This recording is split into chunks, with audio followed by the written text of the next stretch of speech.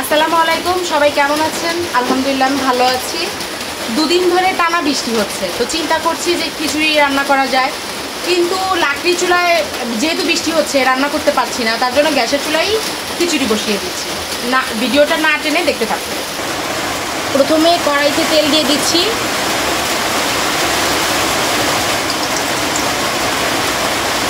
দেখতেই পাচ্ছেন কি শব্দ হচ্ছে বৃষ্টির। এখন দুটি তেজপাতা দিয়ে দিলাম, কয়েকটা গোটা জিরা দিয়ে দিচ্ছি, রসুন কুচি দিয়ে দিচ্ছি, পেঁয়াজ কুচি দিয়ে দিচ্ছি, কাঁচামরিচ দিয়ে দিচ্ছি,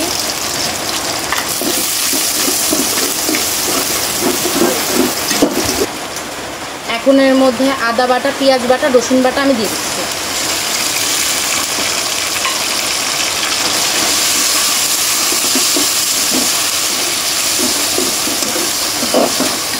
এই ওয়েদারে আম্মুর হাতে খিচুড়ি আর মুরগির মাংস আমার কাছে অসাধারণ লাগে।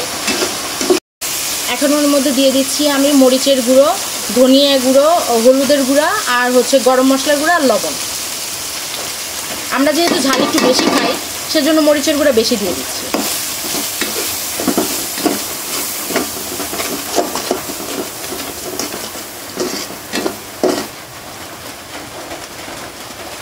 এখন আমি এর মধ্যে একটু পানি দিয়ে দিচ্ছি কষানোর জন্য।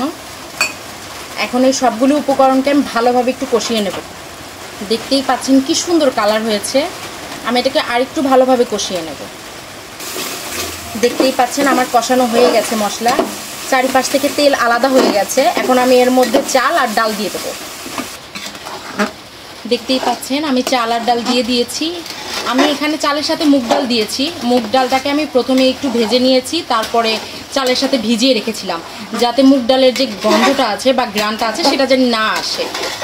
আমার কাছে আসলে সেই ফ্লেভারটা ভালো লাগে না, তার জন্য আমি ভিজিয়ে রেখেছিলাম। আর আমি এইটাকে মশলার সাথে ভালোভাবে একটু ভেজে নেব। দেখতেই পাচ্ছেন আমি খুব সুন্দর করে ভেজে নিয়েছি। এখন আমি এর ভিতরে পরিমাণ মতো পানি দিয়ে দেবো। দেখতেই পাচ্ছেন আমার খিচুড়ির বলক চলে এসেছে। আমি নেড়ে দিচ্ছি।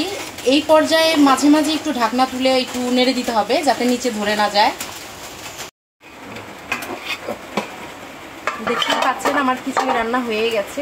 আমি চুলাটা অফ করে দিয়েছি। এখন আমি নামিয়ে নেব। দেখতেই পাচ্ছেন আমার খিচুড়িটা কত পারফেক্ট হয়েছে এবং কত সুন্দর হয়েছে, ঝরঝরা হয়েছে। এখন আমি একটু খেয়ে দেখব। আমি খিচুড়ির সাথে খাওয়ার জন্য মুরগির মাংস করে নিয়েছি।